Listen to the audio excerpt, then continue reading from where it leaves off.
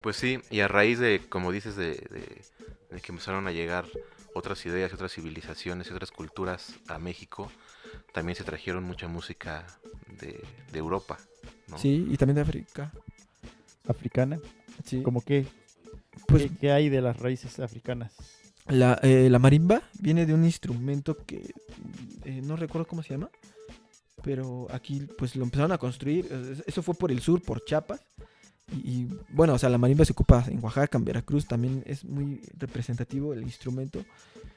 Pero los africanos pues ¿Trajeron? también empezaron a traer parte de su cultura, su música. Sí, algo ahí por ahí que cuando en México ya se llegó a prohibir la esclavitud de los criollos mestizos, empezaron a traer Sí, todo eso. toda la cultura. Entonces, pues yo creo que incluso hasta se nota eh, en otros ritmos de otros países como Colombia, como está, o en Guatemala también, pues desgraciadamente y para la historia de la música universal, pues así es como a veces nacen ciertas corrientes musicales basadas en esclavitud o en alguna otra cultura intentan reprimir y pues al final de cuentas tiene que salir, ¿no? O nacen o salen porque pues ellos al tener igual arraigada su cultura, pues de alguna forma tienen que distraerse de todas estas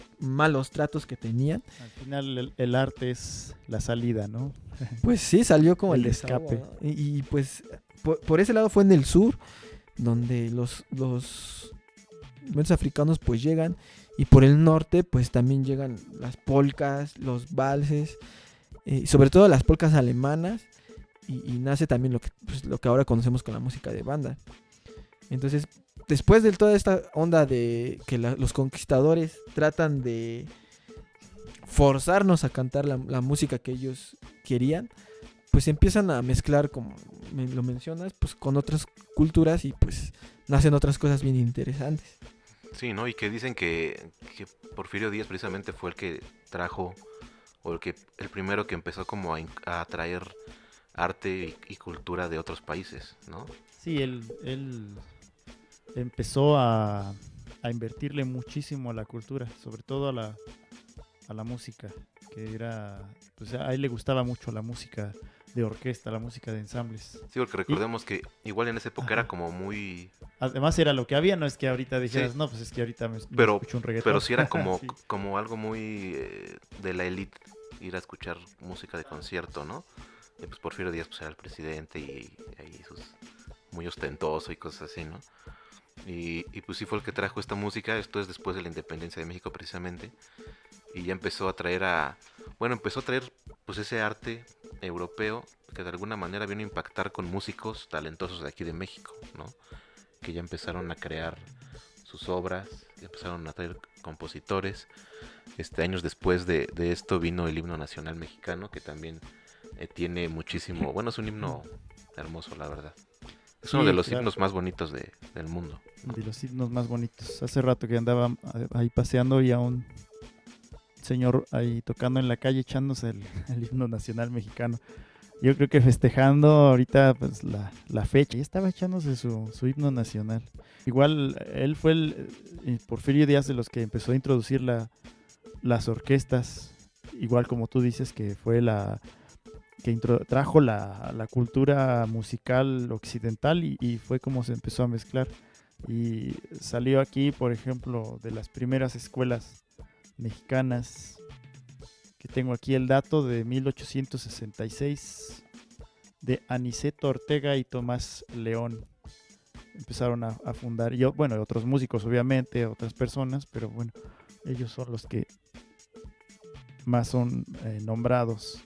Sí, y bueno, nomás para hacer la mención del himno nacional, como les decíamos, fue Jaime Nuno y Bocanegra, los autores del himno nacional.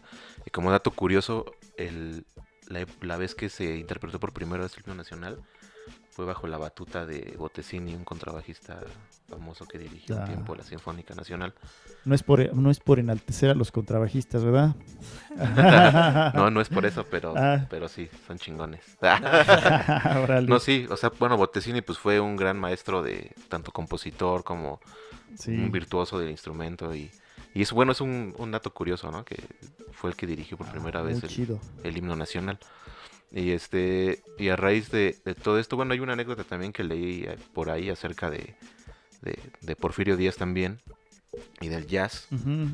que, bueno, lo leí en un artículo que menciona un poco la historia de cómo en esa época Porfirio Díaz mandaba a bandas de música de viento a Estados Unidos, a New Orleans, que es en donde estaba surgiendo, pues estaba el blues, estaba surgiendo el jazz, y pues que muchos músicos extranjeros veían este folclore mexicano y se les hacía pues algo diferente escuchar bandas de viento tocando allá en New Orleans, y hubo como una fusión de cultura.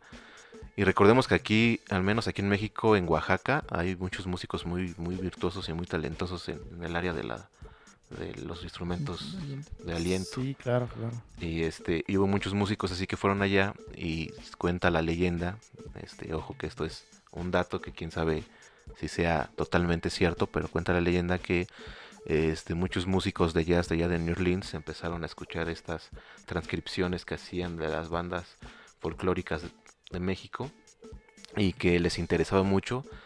De alguna manera así fusionando el jazz, como que tuvo mucho que ver este tipo de música allá, pues que de alguna manera impactó, y se llegan a decir que, bueno, vamos a leer un poquito de este artículo. En el artículo dice: la influencia de la música mexicana en el jazz fue tan profunda que una revista de la época afirmó que la palabra jazz era una degeneración de la palabra jarabe. E incluso hubo quienes aventuraron a asegurar que el jazz era el resultado de los intentos de músicos negros por tocar música mexicana.